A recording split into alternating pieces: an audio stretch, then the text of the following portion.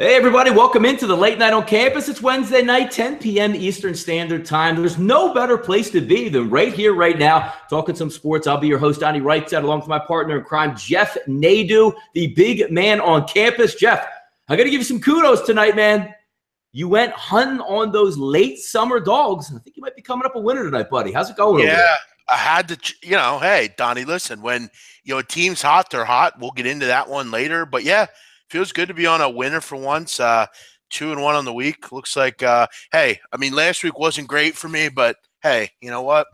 Tonight, looks like we're going to have a winner here. So we'll get into it. Welcome, everyone out there listening. As always, we do appreciate all the regulars. Anyone new out there, welcome into the Late Night on Campus. What the premise of this show is, basically an end of the night with Donnie and I. We kind of recap what went on, talk a little bit about what's going on in the state of the world, just kind of have some fun here late night from a sports betting perspective. Donnie, we are sponsored by the great folks at betonline.ag. Head on over to BetOnline for all your betting needs. You're in the market for a new book, head on over there. They get the lines out early and often. There's plethora of things to bet on. Good future book.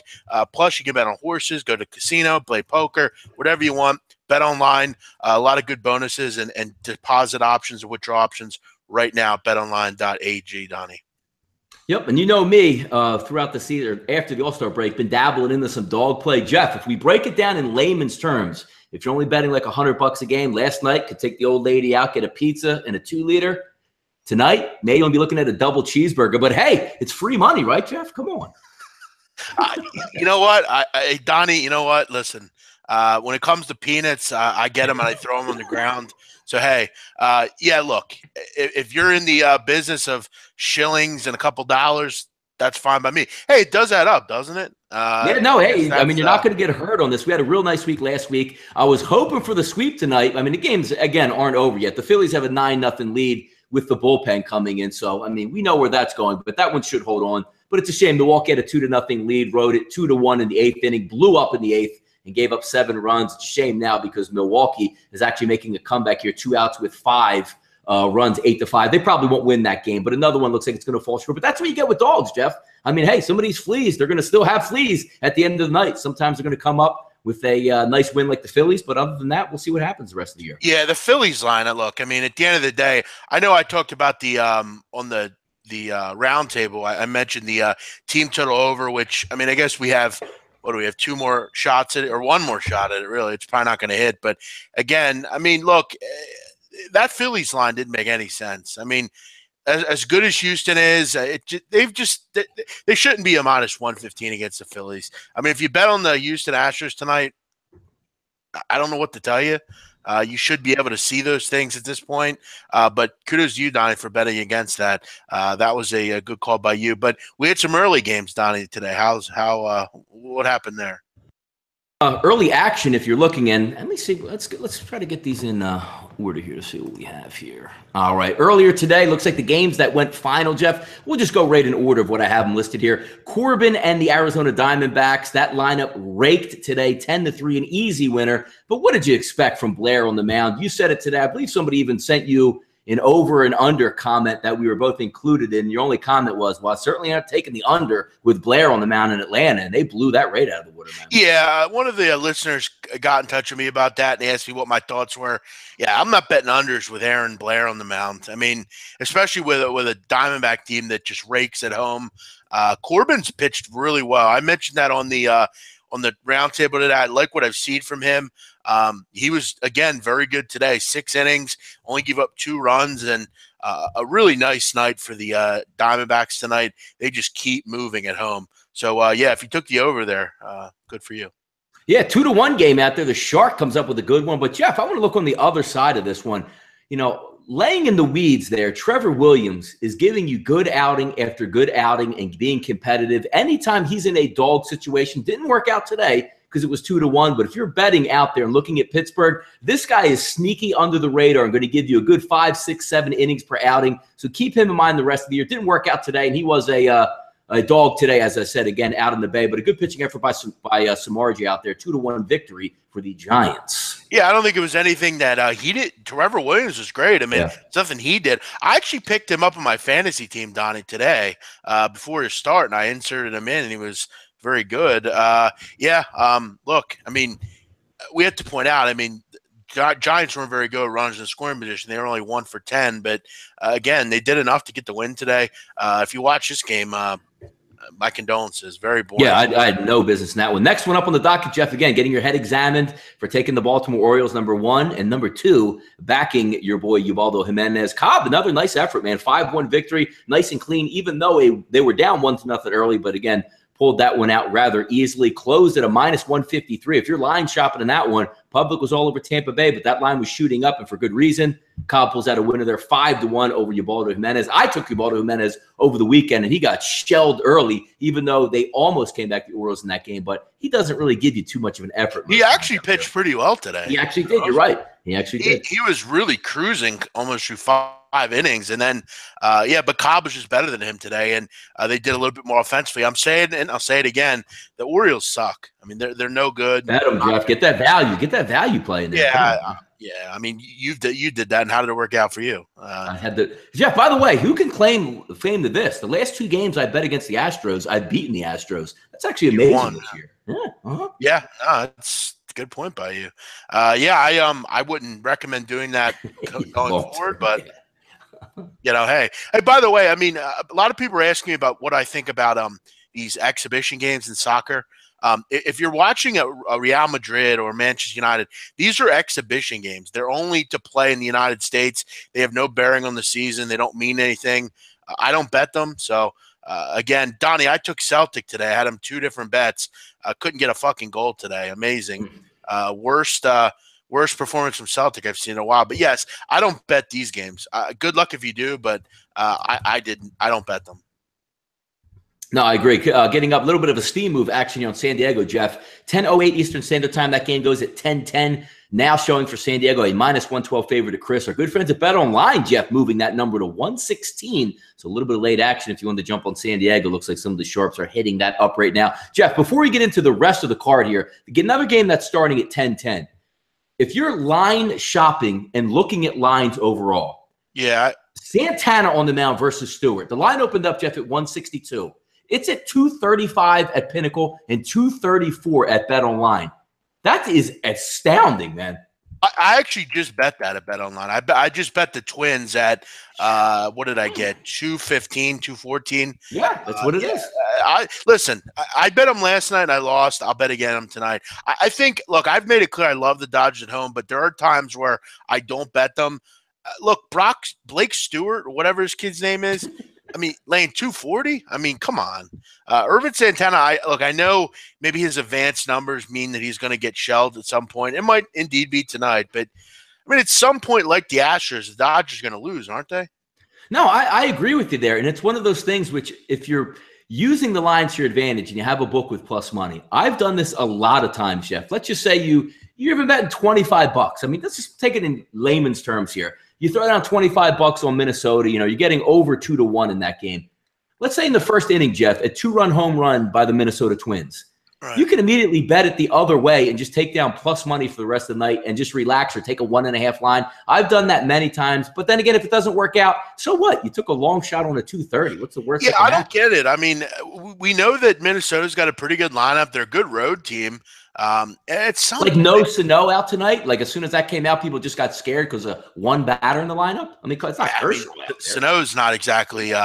Sano's a guy that just hits home runs. I mean, he's not a particularly good he's not a good hitter. I mean, just hits a lot of home runs. I don't mind that. Dozier, Escobar, plenty of guys in that lineup. Kepler. I mean, there are plenty of good hitters in that lineup. I'd take a shot. Who is Brock Stewart? I mean, so I'm just get excited because he's been good in the bullpen. He's off an injury. I'll take a shot with it. You never know.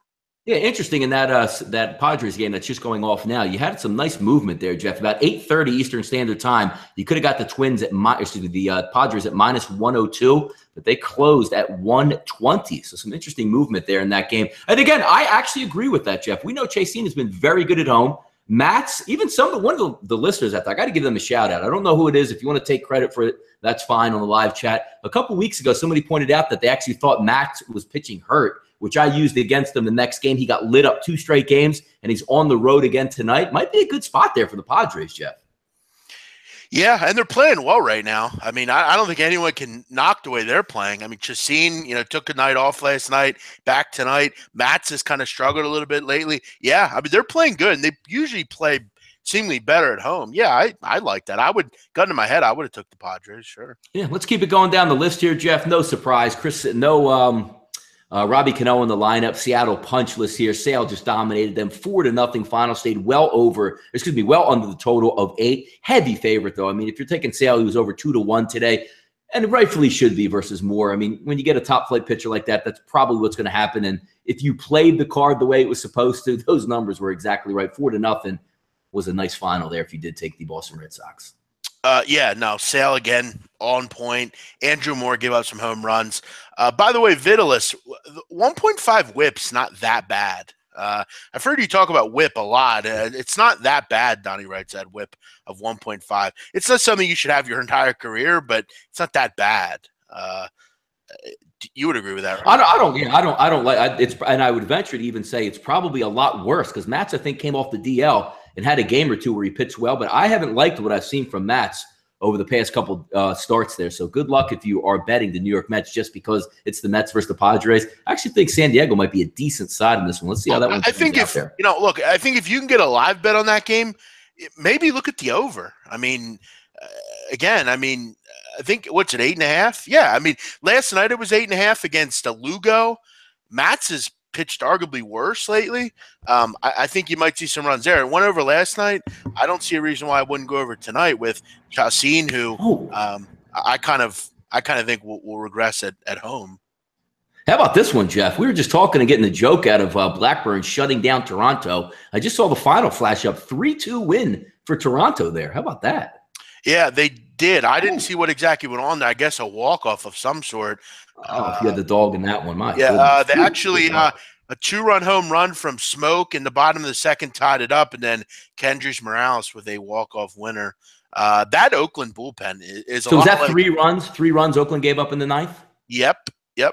And you look at that Oakland bullpen all of a sudden. Talk about it. Go ahead. Yep. They were kind of gutted as well with Doolittle and Madsen. Remind you a lot of what San Diego's done and the White Sox.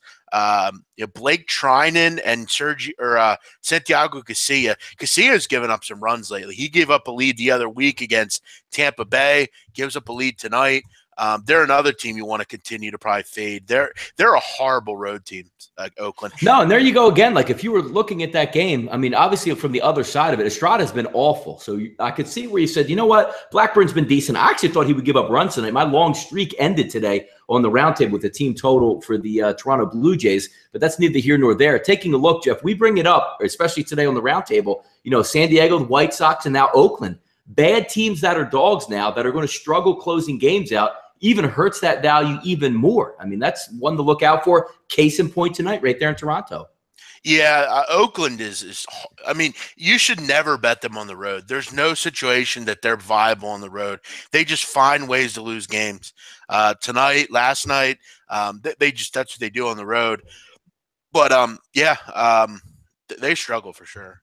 Yeah, shootout in the Bronx, 9-5 victory there. New York. Severino was sensational tonight. He's been really good all year. Homer Bailey finally got to him a little bit, but mostly in the bullpen action late. The only thing I do laugh at is the Yankees are loaded with arms in the bullpen, but yet they run Luis Sessa out there and bring the game back into a little bit of a melee late there. So we'll see how going forward. But again, I think the Yankees are in good position. If you can get starting pitching like they got today, watch out because they got the back end to get it done. Just want to point out, I mean, by the way, Blackburn is not a guy I would back going forward. I just basically mapped out why you shouldn't back Blackburn.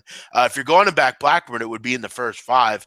We have to remember, Oakland not only can't hit on the road, they can't hit in general, but they also find ways defensively to constantly lose games, and their bullpen is an utter mess.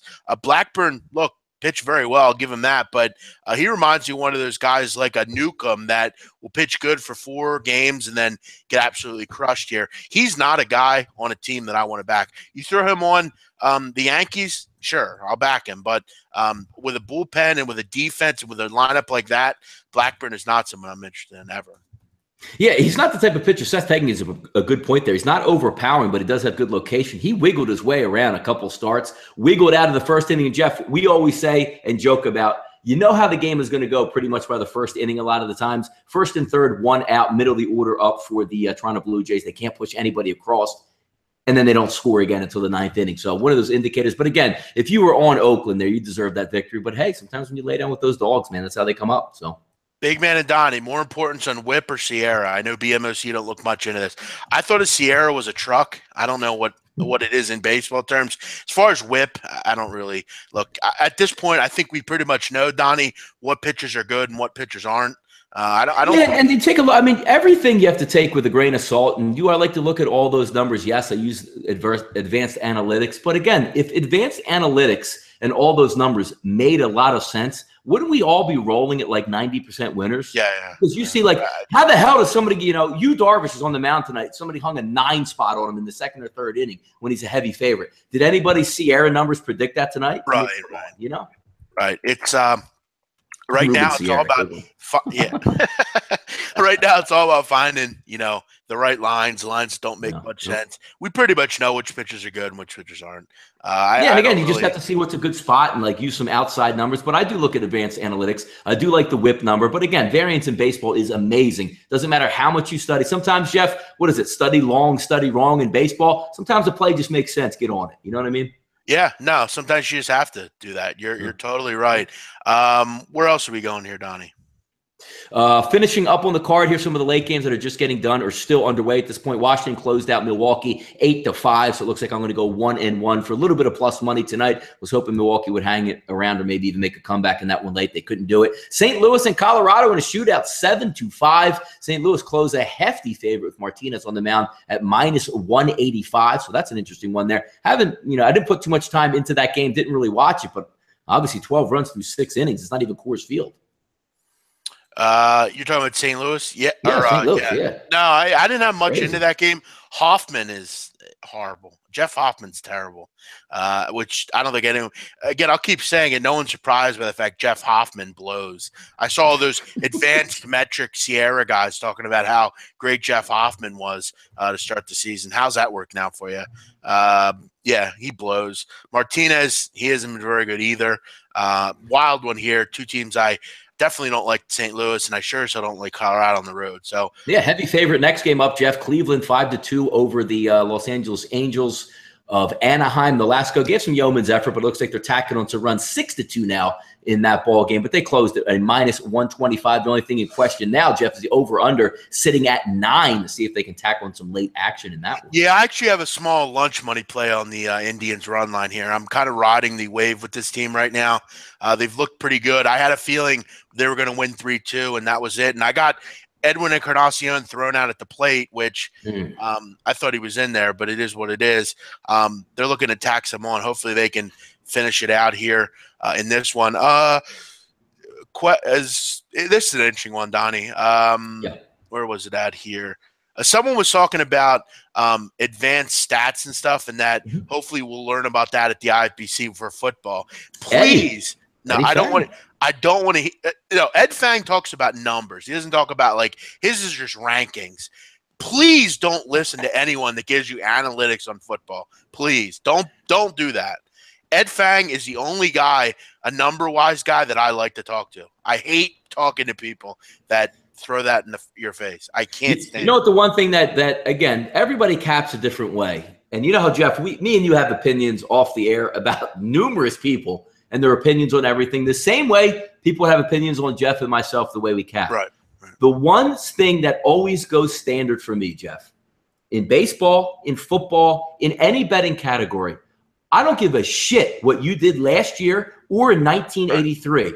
I don't give a damn. Like, if you give me one of these stats, last 32 times Kansas, Texas, they haven't covered when it's, a 6-point line. So back in 1978, I'm going to pull stats from that team that's going to play Texas in this game. It's right here and right now. I can't stand when you bring up trends that go back like 10 or 15 years. Yeah, I love those people that are like, since 1996, when the temperature is 34 to 41 on Tuesdays in December, this spread is this and that. I hate that. What relevance does that have to today?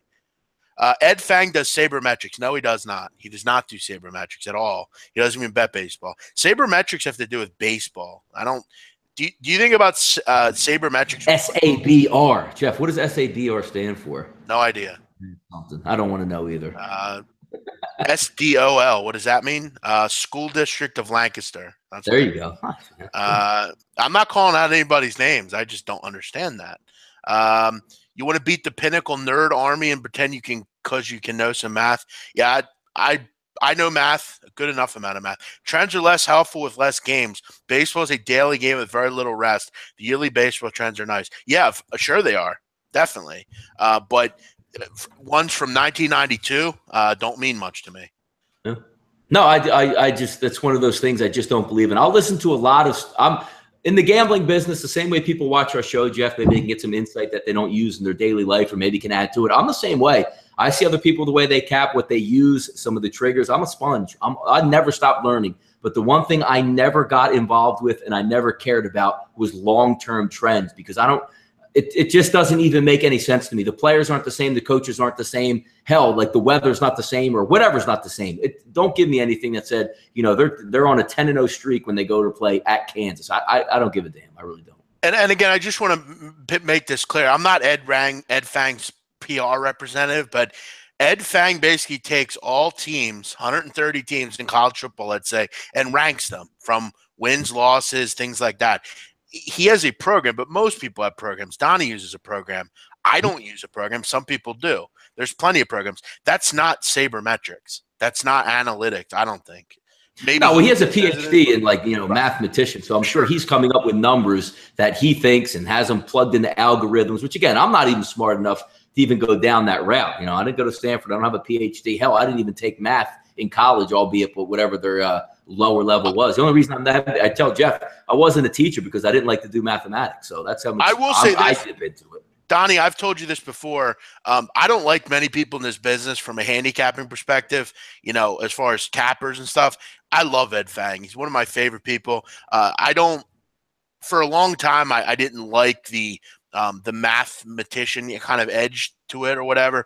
But Ed's a nice guy. We've had a lot of good talks, him and I. And many may not know this about me, but I enjoy reading and learning and just kind of talking about substantive things, not what the hell's going on in Kim Kardashian's life. I actually want to talk about things that matter. And Ed's a guy that really is a smart guy. I'm actually kind of annoyed that I can't go down to IFBC. One of the reasons was because I wanted to meet Ed Fang. I think we would have some cool conversations together. Does Ed drink or smoke, Jeff? Like you said, I picture Ed Fang, maybe a little bit preppy in the corner, getting ready with his notes. Don't touch my computer. No, don't touch my computer. Him and I talk. He actually created his own beer, I believe. Okay. He lives near like a big beer area in Ann Arbor. So he's a big beer guy from what he told me. I think he does some cigars and things like that. Donnie, a couple other ones tonight. Kansas City, they get the job done against Detroit. I have Kansas City tonight. They are my play. Thank God they're getting the job done. A big grand slam from Eric Hosmer. He gets the job done there. 14-2. KC, Donnie, they're rolling right now. No, hey, man, Kansas City, I loved what they did. If you fortify a bullpen and get you some good starting pitching and timely hitting with veterans like they do, if I saw today, what are they, Jeff? Maybe a game back in the wild card, Kansas City? No, they're in the wild card. In the wild card. There you go. I mean, I love it. You fortify the bullpen. We talked about Kansas City making a run, 3-4 weeks ago? And here they are, ready to make a run into the playoffs. Is Ed done doing the roundtable? No, he'll be back in football. He takes baseball off. He'll be back during football. Some of the most favorite times betting on sports, Donnie, come during football with the roundtables and basketball. It's just so fun. I mean, just really kind of. You can't really get heated up in the summer. Like, what is there to get heated up with about, you lost? All right, you can yell at the bullpen with the Phillies. But the talks that you can have during football season, whether it's Monday all the way through Sunday, it's going to be a lot of fun because a lot of people are going to butt heads on here with some differing opinions. So it's going to be a good time. Yeah, Eagles play the Redskins week 1, and it's in Washington. Donnie Wright said we should go to that game, you and I. I've been to a couple Redskins games down there. Yeah, I've been down there too. I hate that stadium, FedEx Field. By the way, me and Jeff will be taking the late night on campus. By the way, on the road on a Thursday night versus the Phillies and the Mets. I want to preface this, and I want to say this. The only reason I'm going, Donnie, is because you asked me to.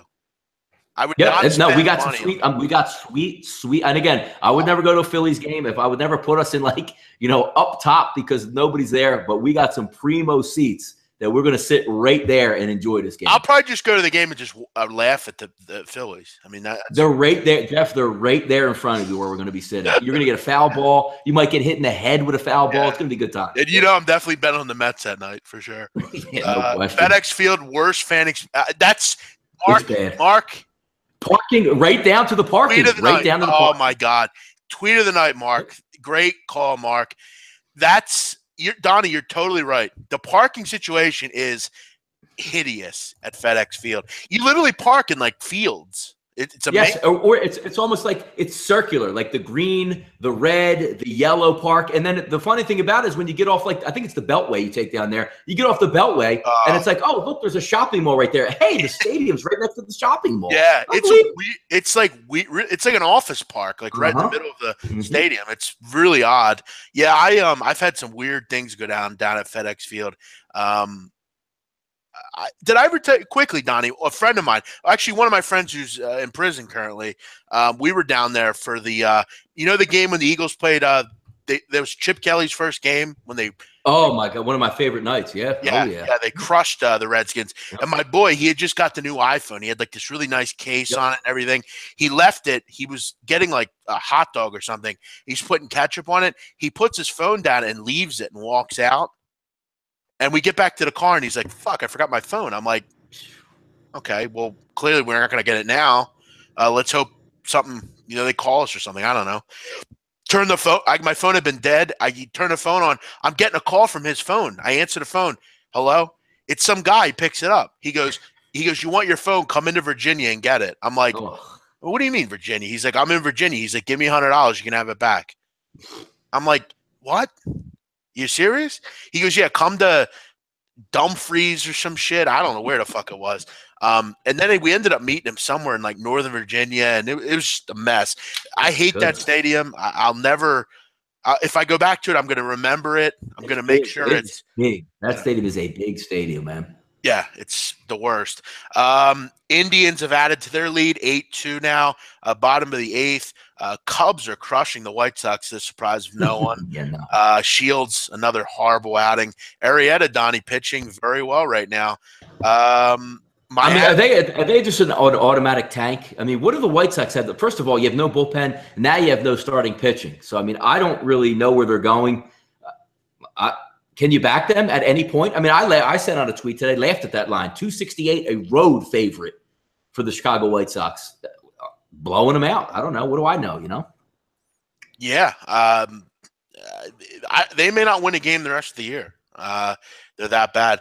Texas is getting crushed. Miami got to Yu Darvish bad tonight. You did not look good. Give up 10 earned runs in this one. What happened to him tonight, Donnie? Yeah, I don't know. Him and his no trade clause to half the league. Maybe you should go to one of these other teams, you bum. Come on.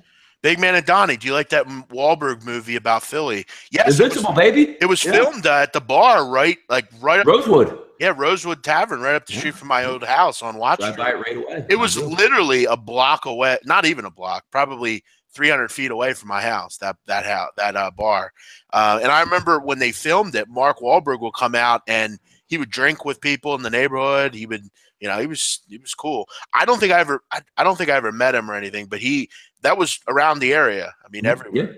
Yeah. Right in South Philly. By the way, fraud movie anyway. Vince Papale's not even from South Philly, by the way. To anyone that doesn't. They had that. You go to the movies, they got to expound on the story. I get it. By the way, he wasn't a fantastic football player. No. By the way, Donnie, the best name possible for a baseball player, and he's getting pounded right now. So Buddy Boshers? No. This kid for the Angels, Brooks Pounders. Oh, boy, yeah. He's getting pounded right now. He's getting pounded like a 7th Street hooker on 7th and Wolf. He's getting pounded right now. 10-2, Cleveland. Donnie, that wraps up our baseball card. Yeah. San Diego's up 2-0 early in that one, which looking good so far. One quick thing here, Jeff. Yes, tomorrow – we're looking at CC Sabathia. Chris Archer was open up at about a pick-em now, Jeff, hovering around -120 now for the Yankees. Are people picking up our diming our conversations out or something here? What's going on? Yeah, we were talking about that earlier. I guess the feds are listening, Donnie. QQ Wilson, it was a true story. It was a true story, but he was not from South Philly. He was not as good as they let on. He was really just a random guy that got a tryout and he made it. But the story was a bit overblown. Vitalis calling people out for wagers now. Come on. What do we got, Vitalis? Who are we calling out? Who are we getting after? He's calling out Guan White, who's one of the nicest guys in the world. Vitalis, don't call people out. Don't be that guy all of a sudden. Come on. No one calls you out for your wagers. What are we getting called out? What's in dispute? Can we be the judge and jury? I got dispute. Guan White said he got Jamaica at plus 750. Ooh. And Vitalis on your local shit book, you probably aren't getting 750. He got 750. I'm sure he's being honest. Don't you like that, Jeff, too? You go 5 times, you get a nice, clean 10-cent line. Like, good, let me take this team at plus 110. You go to your local, surf around, see what you can find. Like, instead of getting plus 110, you're getting minus 105. Yeah, I hate that. Is it just me or is tomorrow's card whack? No. Joe, good point, brother. Good point. He might be the one listening to our calls. Yes, they need to bring Slam Ball back. I agree. I like Slam Ball. I watched it consistently. They never put lines on the games though, which kind of sucked. Any score on the Dodgers Twins? No, it's 0-0. Donnie, let's get into some other things tonight. Yeah, sure. Obviously, we're footballed out. Well, football crazy right now here at SBR. We did the roundtable today, had some fun with that. So I felt like we would come up with some betting questions. I know you came up with questions for me on college. I came up with some questions for you on the NFL. So I figured we would go through and kind of keep going, kind of try to find more value here, Donnie. Absolutely. With, some of this stuff. So I urge the listeners, feel free to answer the questions as well. And, we'll see kind of where Donnie's head's at with this and where my head's at. Donnie, I'll go through the NFL first, then we can do your college. Is that all right? Yeah, no, let's do it. Yep. First question, is this the last chance for Marvin Lewis? I would say no, because I think they're going to be a decent football team. The Cincinnati Bengals are the cheapest run organization in the history of professional sport. So what they like to do is to say, in the NFL now, coaching staff, big money out there. You have Marvin Lewis. You just give him the 1-year deals, Jeff. So what does that mean? Like, okay, we'll pay Marvin $6 million next year, but he's going to have a fleet of coaches that all make the same amount. So they keep him on the 1-year deal to keep flipping over because heaven forbid if Marvin Lewis signed like a 3 or 4 year deal, there's no way they will cut. Now, going back, I even like to expand on this. We haven't talked about these questions at all. I'm glad you brought up Cincinnati, Jeff. Do you know when I was a kid and growing up, late 90s and as early as the early 2000s, Cincinnati only had 2 professional football scouts when most teams had upward of 15 to 20. And by the end of November, Cincinnati would not fly their scouts to any other college campuses to save money on flights. Always love those stories with Mike Brown and Cincinnati. Just a hilarious organization. The one thing I give them credit for, Jeff, is they really don't like to spend that much money on a lot of things. So they go after the criminals there that you can get for half price off, like as a discount. So shout out to Cincinnati for doing that. But back to your original point, I agree on that. Yeah, very cheap group. But again, we got to remember he's 0-7 in the playoffs in his career. They like him. For some reason, Jeff, they like him there. As long as I guess they're competitive, they just keep him on board. But there's a lot of talent on that football team, severely underachieved. Yeah, I hate Marvin Lewis. I think he's really just inept, but you're right. I mean, they're a cheap group. It's money. That's all they're about. Paul Brown and those people. Isn't that his name? Paul Brown? The Brown family. Yep. Who's more likely to make waves for his team, Donnie? Marshawn Lynch in Oakland or Eddie Lacy in Seattle? Now, are we talking, which waves are we going to talk about here? We're talking about positive waves. Does more for his team. I actually would say positive for his team. I think Marshawn Lynch, I'm not even going to say like yard-wise or performance-wise on the field, but if you watch how much it means to him being back in Oakland, just that vibe and that spirit, like no matter what, I got your back, we're going to take care of it and do this. I actually would go Marshawn Lynch because, I think he cares more about football than Eddie Lacy does, just getting fat and eating Big Macs out there. But I think it means a lot more to him going to Oakland to try to put that team over the edge. I mean, I laugh at all his stuff he did in the offseason with the PR. Basically, like, get on my back, everybody in Oakland, let's ride to these games together, and it means that much. I actually think it's going to be him as opposed to Eddie Lacy. It's going to mean more and positive to his football team. Yeah, Eddie Lacy just comes off to me as a guy that doesn't care. I mean, all the talent in the world Eddie Lacy has, Jeff. My God. Yeah, it's definitely amazing. I mean, I liked him for certain years. I mean, there was talks of him being one of the better running backs in football at one point. I remember, I feel like, but it has since dropped off, and he has since kind of gone away. So yeah, I agree with you. I think again, Jeff, you're a running back, a talented running back in Green Bay. You have maybe the best passing offense, which you should be just, if you can stay underweight, you're going to be getting 1,500-yard seasons because you're worried about Aaron Rodgers. And he just ate himself out of Green Bay. That's unbelievable. It's like Pablo Sandoval in baseball. I mean, exactly. You're right. Yes. USA scores, Donnie, 1-0 right before halftime. 45th minute, Josie Altidore with the goal. They're going to win. Jamaica's not going to score in this game, I don't think. Jeff, is that a huge win on a worldwide stage right here for the U.S.? No, when you're in a tournament with French Guiana, Martinique, El Salvador, Canada, I mean, Mexico was playing with a D squad. Doesn't mean much. So, yeah, no, I don't think it means much at all, no. Yeah, I agree with you. Marshawn Lynch would be who I would take also. And it's Raider Nation, baby. It's funny. Like, I root for the Raiders. Like, I like what the Raiders are doing. I don't like the fact that they're just going to tear their, team up and move it to Las Vegas and just say we don't get. By the way, Jeff, you want to talk about fan bases that just got run over? What more of a loyal fan base are the Oakland Raider fans? And they just get their heart ripped out time and time again. It's amazing. Yeah, and imagine if the Eagles, same thing with Cleveland. If the Eagles left Philadelphia like they were almost going to do in the middle of the night, the Eagles were going to become the Arizona Cardinals. If that happened, there'd be pitchforks and burning at the stake of whoever was associated with the Eagles. By the way, to anyone interested, Eddie Lacy will throw out the first pitch at the Mariner game on Friday. So that should be interesting. By the way, do you believe this at all? They have him listed at 253 pounds. Who's that? Eddie Lacy. Yeah, I mean, probably if he's in the off season, he probably just wanted to make weight, get that money. As soon as he gets midseason, you're going to be like, damn, look how fat he looks. Yeah, people always go back to the way they were. I mean, he's not going to stop eating. All right, this is kind of a betting question, Donnie. Couple betting questions. Will there be a winless team this year? 15-1 at 5 times. Will there be a winless team? No. Somebody's going to get a win out there. Jets are pretty bad. The Jets are bad, but I mean, you could just luck into a game. Jets, Bears, Browns. It's hard. It's really, really hard to do. Especially, I mean, we all know in the NFL, the hardest thing to do in the NFL is win on the road. You have 8 home games. One of them is going to go your way. And you have the Bills and the Dolphins coming to town. I mean, look, again, I'll say this. I mean, I don't see very many winnable games for the Jets. At the Browns is probably the most winnable. If you have their schedule up, Jeff? Yes. Give me the last 3 games for the Jets. The last 3 games at Tampa Bay, which will probably be they'll need playoff-wise. Right. Yep. The Panthers at home. The Chiefs at home. You know what? They're not going to. I was hoping you actually got like the Patriots or something. Listen to their last 7 games. Patriots, Dolphins, Falcons, Bills, Bucks, Panthers, Chiefs.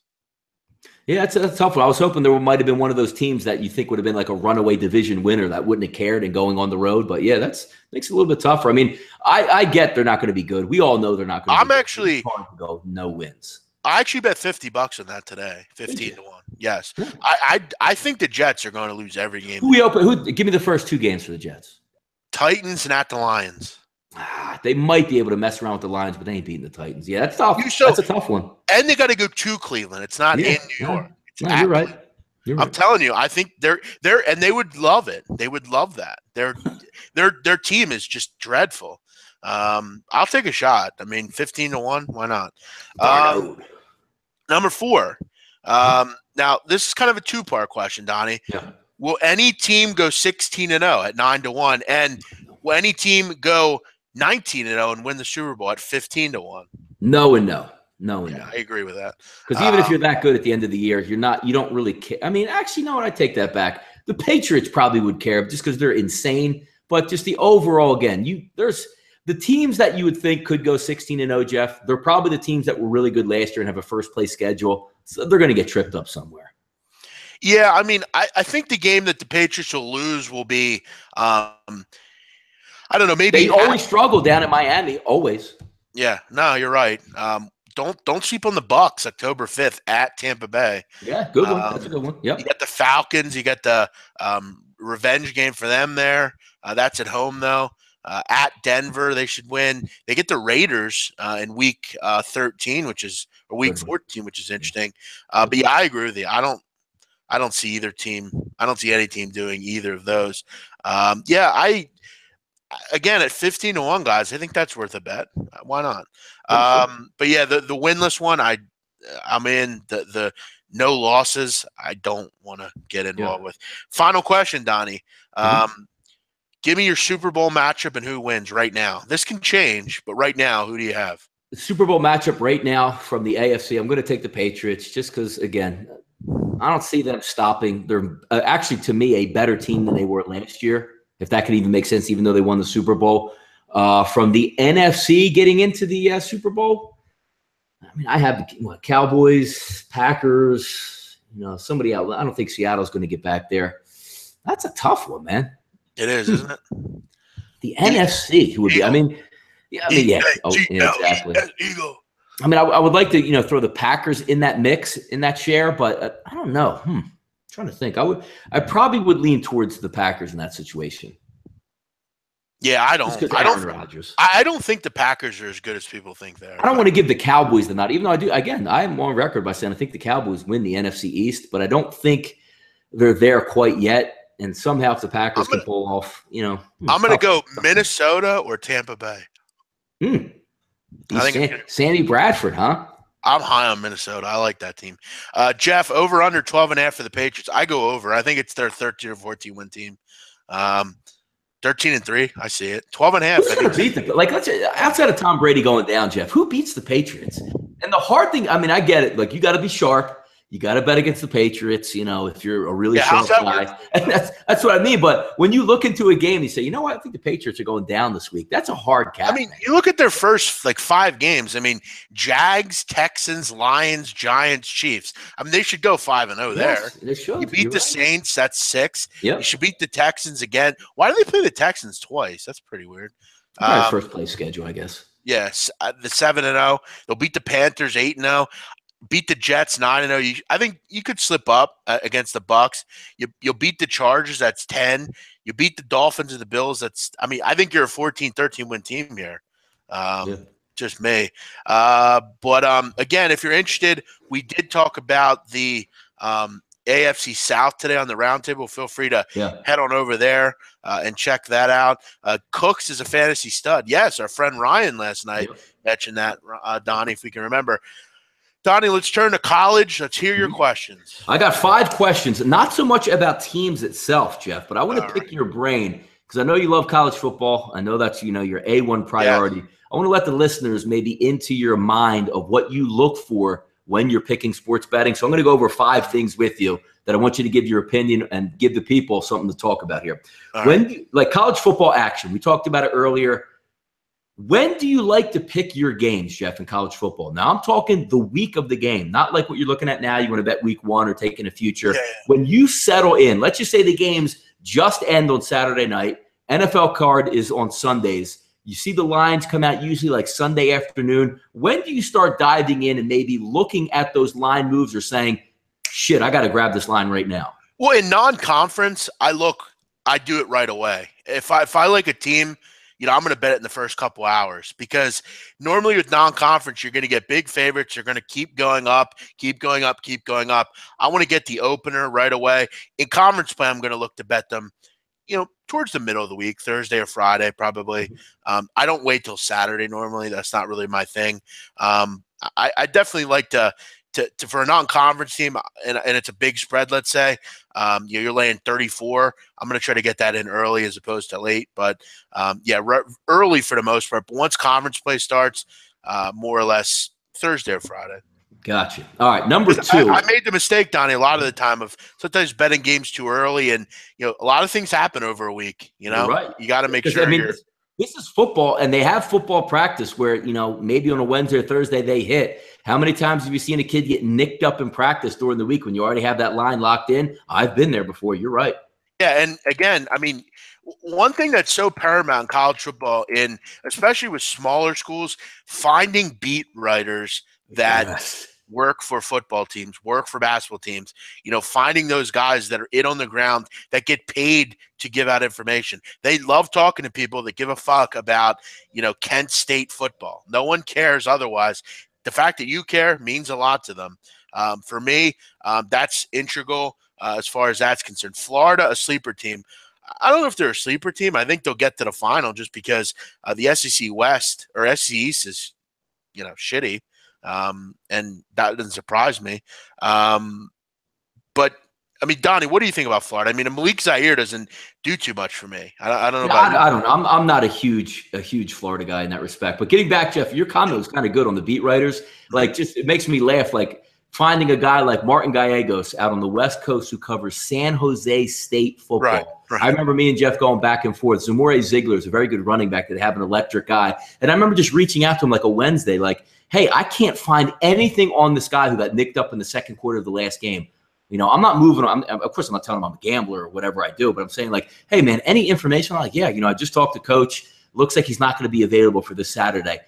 More than ever, like reaching out to these guys on Twitter, they'll get back to you before anybody else even cares. Shout out to Harry Minium from Old Dominion. Yes, exactly. Yes, correct. He's a guy that I've talked to for a while. I mean, he's going to give you good info on Old Dominion. I mean, that's how it works. To Jeff and Donnie, do you know each other well? Yeah, we've been friends for a while. I talk to Jeff more than I do my wife or my family at this point. How many times we do shows together? We go to football games, basketball. We'll be at the Fighting Phillies game. We got to see if we could set something up and just do a little tailgate show from there. That would be hilarious, by the way. I'm in on that. Let's do it. Absolutely. All right, let's go. Number 2, Jeff. Getting back into a little bit of capping, digging into your mind. How much in college football season do you take a look at weather, stadium, and travel? Now, when I say stadium, not like are you playing on AstroTurf. I'm talking about if you're going to Boone and playing, Appalachian State. If you're going to Oregon where, when they're really good, it's really loud. So how much do you take a look at the weather report during the season, during the week? And how about stadium factors in there for you as well, and maybe even travel? All three of those I look at pretty frequently. I mean, especially with the time of week the game is, what the temperature is, is school in session is a big thing. That's more or less with basketball just because I think it means a little bit more. But, yeah, I mean, I'm constantly looking at the weather. I'm constantly looking at, a travel schedule. You look at Hawaii last year, 46,000 miles they traveled. I mean, that's something you have to take into account. You have to look at spots. You have to look at what teams are doing, and it comes into fruition, Donnie, a lot of the time in bowl season. What is a team doing during that week of preparation? Are they preparing or are they out in the town having fun? And again, a lot of that stuff is integral. Information is everything, especially in college football, because you can find, people that know these people and know these things that are going on. I'm all about info. And yes, a lot of that stuff is integral too. To knowing. You look at hurricanes, Donnie, last year. Hurricanes happened in certain games last year where the totals just plummeted. If you watch the weather, if you are abreast to what's going on in the world, you can almost prepare and say, it's Tuesday, but this hurricane's going to hit land on Thursday, Friday, and Saturday. That's going to affect some football. I mean, you have to look at that kind of stuff. You have to be abreast of things, and you have to know what's going on. As far as Clemson at night, deadly home environment, sure. And again, traveling east to west, a lot of that kind of stuff. It's really important. Do you have a different account to reach out to beat writers? No, I don't care if they see if I'm a gambler. They just want to talk to people. Yep, that's what I say. I mean, I have guys like I remember a guy who wrote for a Utah, the Utah Utes, wrote for the college paper there, was a big fan of them. Somehow we ended up, you could just do a search in there, Utah, and see what comes up. And this guy was a student and wrote for the paper, but used to go to the games like an hour or two early. And we all know Utah using 4 to 5 running backs and how dinged up they were, the whole Joel Williams experiment. And he would go there and be like, hey, Donnie, so-and-so's warming up with the second team. So-and-so's warming up with the first team. He looks good to go. That's amazing stuff 2 hours before the game when the coaches are literally like clenching not to let any information out. Yeah, that's you and you really gotta, those guys are your best friends for sure. That's Jeff. Good point, by the way. Also on the weather, last year I remember contacting you when the hurricane was coming up through the Carolinas. That weekend, I hit Virginia Tech over North Carolina. Obviously, we know Virginia Tech's going to play defense, get down and dirty. Mitch Trubisky, quarterback, really struggled in that environment. The other game we had, Jeff, North Carolina State and Notre Dame played in a quagmire. The over-under opened up at like 57 or 56.5 and dropped 16 points by game time. What did that final go, Jeff? Like 7-3 or 10-3? I mean, those are huge advantages if you can get it. There's also another one, Duke Army, 13-6. Duke Army, you're right. There you go. It was the week of October, second week in October. It was Hurricane, I forget what hurricane it was. Hurricane Matthew, I think it was. I remember calling you on that and us talking about it on like a Tuesday, but it's hard because when you do run service, you better be right. If you're firing on an under for Saturday on Tuesday, and how many times, hey, looks like that hurricane's going to miss altogether, and you got facepalm, you know what I mean? In my social media heyday, I had a manicured Twitter account of 1,000 great primary sources 5 years ago, massaged over a few years. Yeah, sometimes you have to. He makes a good point. I mean, if you really kind of work it the right way, I mean, every tweet that comes out it can be relevant to what you're doing. So, you know what the best part about that is too, Jeff? There's guys out there, and I'm going to talk about Mac beat reporters. Some of the guys are fantastic. The guy, which I don't remember all the names. The guy from Bowling Green. Always in the press box early, tweet at him, hey, you know, what's the weather there? So-and-so always got back to me. There's guys at like Ohio and what's the other school? Maybe, what's the other one? Maybe Toledo. Like, and Akron. Like the laziest beat writers out there that won't answer any question, have like, you know, only 1,000 followers, put out an article and you comment like, hey, that's a really nice article. Do you think so-and-so is going to run? And they don't even get back to anybody. So, I mean, they're out there as well, but you got to find the guys that you can work with, and I don't want to say work with. Like I'm not sending them money or hey, hook me up, I'm gambling. It's simple questions like, hey, most of the time they're really young or older, really old. Like the middle age, like 30 and 40-year-olds, they're kind of just like dicks and they don't really care. But like the older guys, they stay abreast of everything. NFL, kiss it goodbye. You're not going to get a response from them. No, and it's already out there on ESPN. Adam Schefter's putting it out there. But again, there's a lot of information, and that's a great point by Big Simon, man. Twitter's a great information tool for sports gambling. Reach out to some of these guys because you're always – Jeff, how many articles do you read? Like you really like a game for Army. And like last year, you used the outside information that everybody had, you know, on the kid dying. But you wanted to really dig in. You reach out, you read the articles from up there in New York just to see if you get a piece of information where the starting tailback goes, there's no way in hell we're going to lose this ball game. And we're really focused. And that's why, you know, I could talk for days about military schools. But when you have a military school, I mean, it's just so much info that I just want to get out right now. But again, it'll come out over the next couple of weeks. But with military schools, when you hear the words, you know, fight and you know, playing our asses off for this guy, or, you know, we're going to go to battle. I mean, that stuff is huge. I mean, those quotes are everything. And, you know, when you have certain situations, it's literally free money like that. I mean, that game against UTEP last year was so beautiful. I mean, so just perfect. I mean, it was just amazing. Good questions, Donnie. Yeah, next one up here for you. One that I got caught up in. I can't remember if it was last year. I believe it might have been last year. Minnesota, baby. Yeah, 3-0. Overreaction to injury information. We all know in college football, it's not the NFL, where you only have, you know, an active game day of what? Is it 53 players on game day? Where you have a whole slate of – obviously the quarterback being out is going to be different. Case in point on Louisville last year, which I had a game versus Marshall, where Marshall, I think it was Chase Litton, this might have been a couple years ago, was out for the game, and they got absolutely shellacked, so I had to pull back. But overreaction to injury information. Tailback goes down, wideout goes down. How does that play for you when looking at college football gambling? Well, I mean, look, Don, it's really about, I mean, who it is. I mean, if it's someone important, clearly it's going to be big. But a lot of the time, I mean, listen, it's hard to answer that just because if it's Lamar Jackson, I'm probably just going to look the other way. But if it's an H-back for Army or something, it's probably not going to be big for me. I mean, Chris High for Navy was injured a couple times last year, and for me, it didn't really matter to me because they're just going to keep running the football no matter what. They can put anyone back there and run that system, so it really doesn't matter. College football is truly so situational. I mean, sometimes where the game's being played doesn't mean jack shit. Sometimes, you know, the player playing doesn't mean it. Sometimes it doesn't matter, and sometimes the team's just so bad it really doesn't matter who is on the field, they're going to get crushed either way. Yeah, next year up on the docket, Jeff, when taking a look at college football, most of us are only focused in on that week's ball games. College football, we know there's rivalries. We know there's hot spots. We know some teams take off before the rivalry game. Tell the people out there how you factor in how the actual schedule sets up for a team when you're looking at a wager. If I give you an example, let's just say, Alabama's going to play Kent State like they do sometimes, and the following week they're going to play the Iron Bowl. Do you take that into account of how they're going to set up and play this week according to the following week before that? Yeah. Or is that something you just say they're just going to roll out their helmets and bust? Yeah, I mean, look ahead games. Sandwich spots. There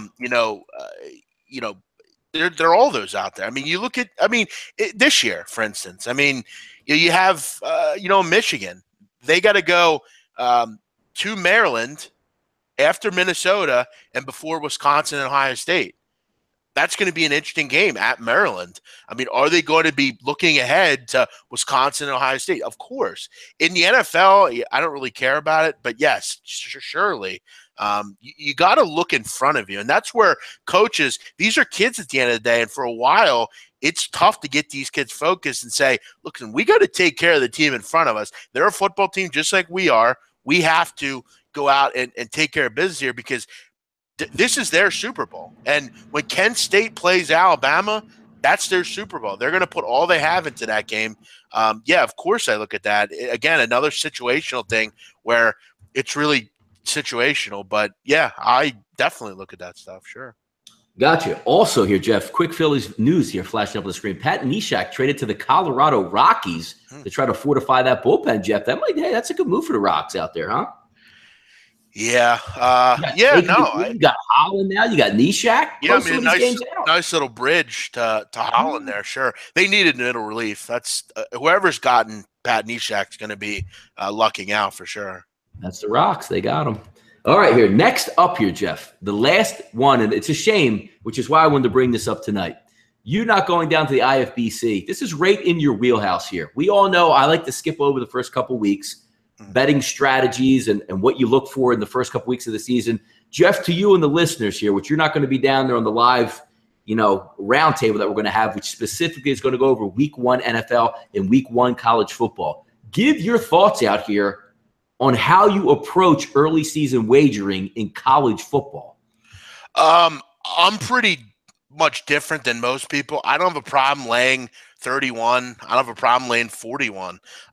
We have to realize the sheer discrepancy in talent between, a team like, let me find one here. I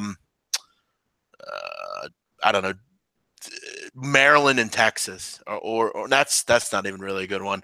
UTEP and Oklahoma, let's say. We have to look at the sheer just talent discrepancy there and say to ourselves, it's at home. I don't really – it's tough to say, Donnie, because I just kind of – like I said, I'm so situational with things. Just like, do I think this team is going to win by 40? Yeah. Yeah, what would you say? Like, are you looking at like Alabama? Everybody knows when you give, Nick Saban more than 2 weeks, he knows exactly what you're going to do. Like heading into the first week, if you have a team, let's just say, typically there's going to be some big matchups out there for, Florida State, Alabama. Sure. But a lot of the times it's dominant teams playing a couple cupcakes to get the season started. I don't really look much at the marquee games. Like, I don't really care much about that. My eye's going to go towards Clemson, Kent State, Michigan State, Bowling Green, South Florida, San Jose State. Yeah. I'm looking at those games. I'm looking at the games that I have an edge. For me, I think Washington is a really good bet in the first game. Rutgers is terrible. They are horrible. I'm looking at games like that. I want a really great team against just a dog shit team. That's what I want. I don't want to have to. Last question of the night for you, Jeff. A little bonus. We're going to go bonus 5. Outside of, the marquee teams, the top 5, the top 10s, give the listeners one team they need to look out for in college football this year, not covering spreads and hanging around and going 5-5. What team can make some noise and bust into the BCS? I've said it before. Or the playoff, I should say. Oklahoma State. I think, I guess, do they count? Would Oklahoma State count in this talk? Yeah, that's fine. Yeah, sure. Yeah. Yeah, I think Oklahoma State has what it takes to get to the Final Four. I really do. I think they're stacked on both sides of the football. I think defensively they're better than most people think. Mason Rudolph, I think, is going to have a huge year at that school. I've said it before. I like Oklahoma State or Northwestern a lot also. I think this is a football team that people need to start realizing that's pretty good. Washington, another team I'm going to be looking at. Jake Browning, yet another year there.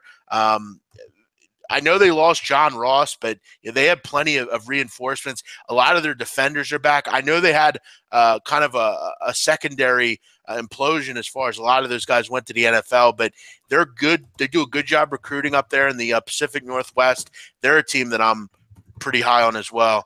I like Oklahoma State, though. They're my kind of darlings this year in college football. But, as the season goes on, I mentioned I like Toledo a lot.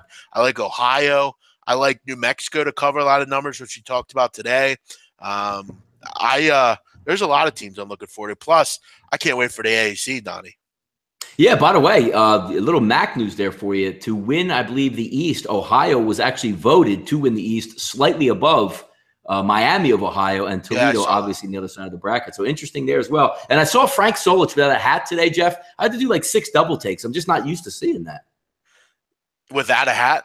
Without a hat. Usually you always see him on the sideline with the hat pulled down. I can't say I've ever seen had hair, and it's just like, whoa, that's Frank. How about that? Right. Yeah, we'll be talking about the Pac-12 next week, which I'm pretty excited about. But I'll tell you what, a free piece of information for you right now. If you're out there, go bet Hawaii. Do it right now. St. Giusti. You have to do it. Don't be the guy. Drew Brown. Washington be a top 5 team like last year. Yeah, I think they can. Definitely.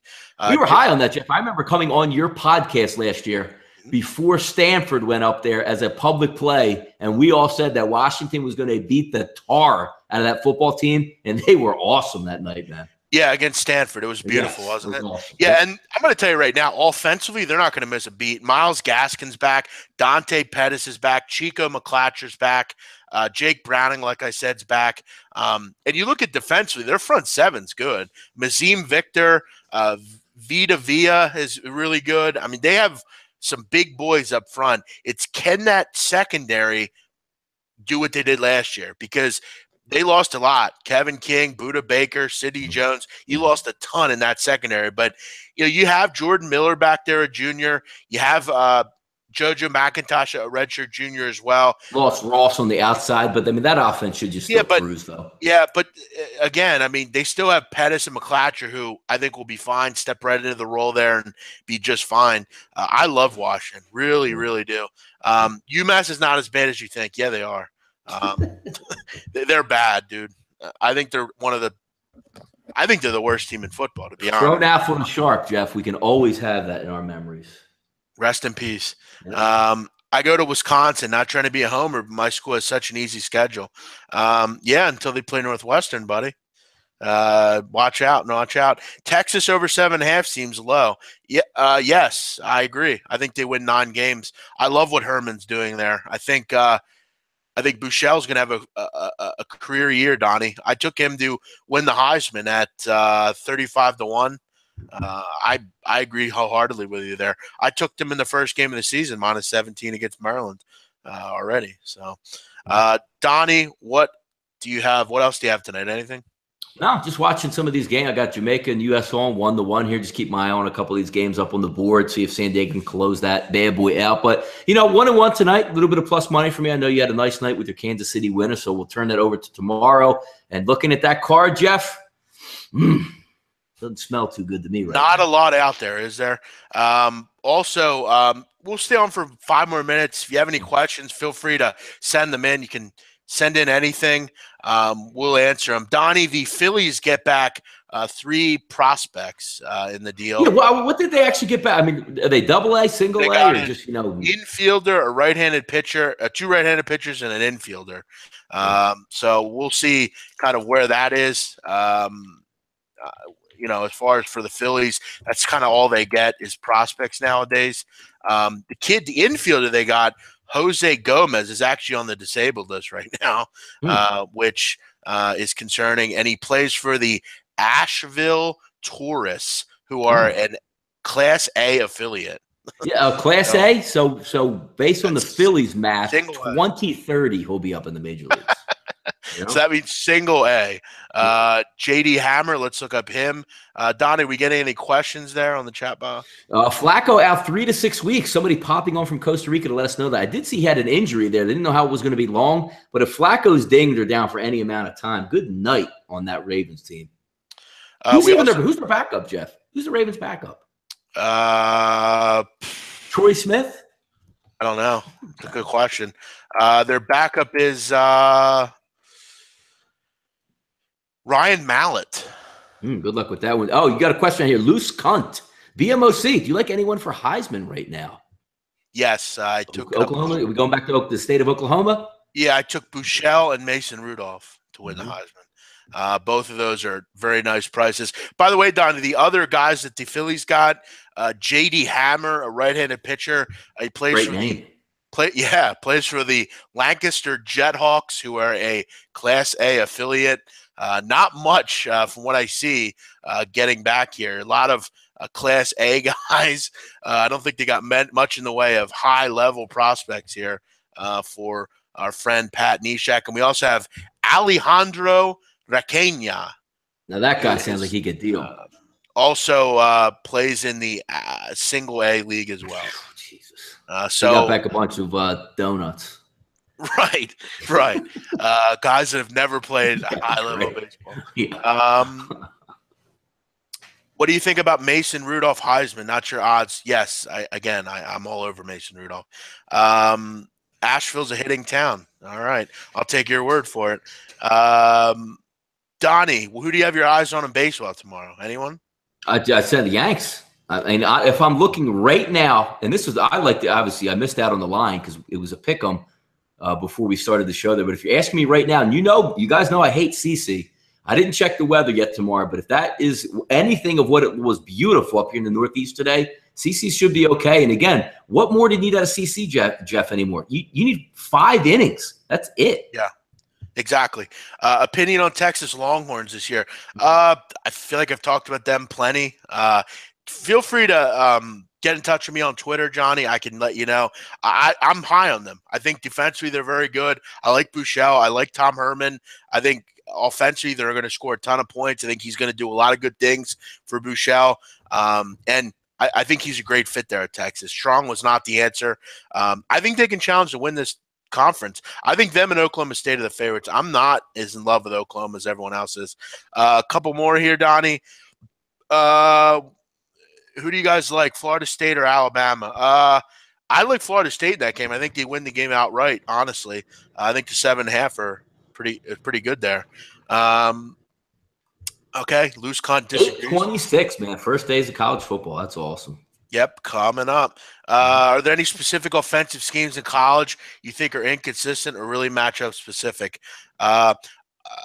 As far as specific offensive schemes, I like to bet on triple options, Donnie, just because. Yeah, especially again, if you have one of those games where you're playing, them on a early week or a quick week. If you have Georgia Tech lined up on a Thursday, you just played Saturday. It's hard to get ready for that.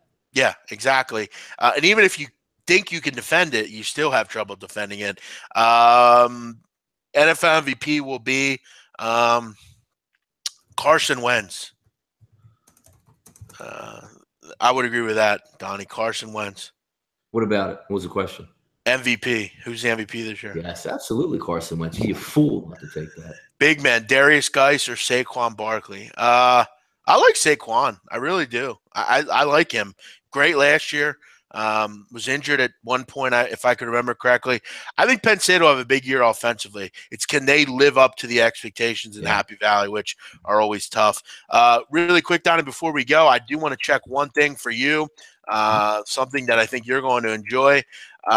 Tomorrow in New York City, 81 degrees. Ooh, CC weather. CC weather.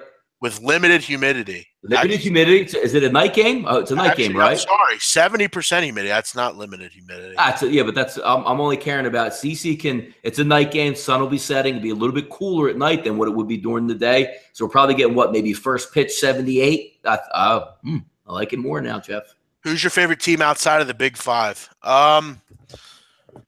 From a betting perspective, South Or Florida. how about a team? How about a team like you just root for? Like you be like, you know what, they're on. Let me watch them play tonight. Outside of the Big Five, so we're gonna go like some Sun. Temple. Give me a Sun Belt. Give me any Sun Belt team, and I'll enjoy it. Outside maybe Georgia State. I don't really enjoy watching. Give me South Florida. Give me San Diego State. Give me Temple. I'm a fan of Conference USA, Western Kentucky. Yeah, I root for the little guys. Iowa, or not Iowa. Excuse me, Idaho. I mean, I get a kick out of watch. You ever watch a game in the Kibbie Dome on your computer on ESPN3? That's when you know you love it, man. Yeah, yeah, down in UL Monroe. Yeah, exactly. I love that. That's good shit right there.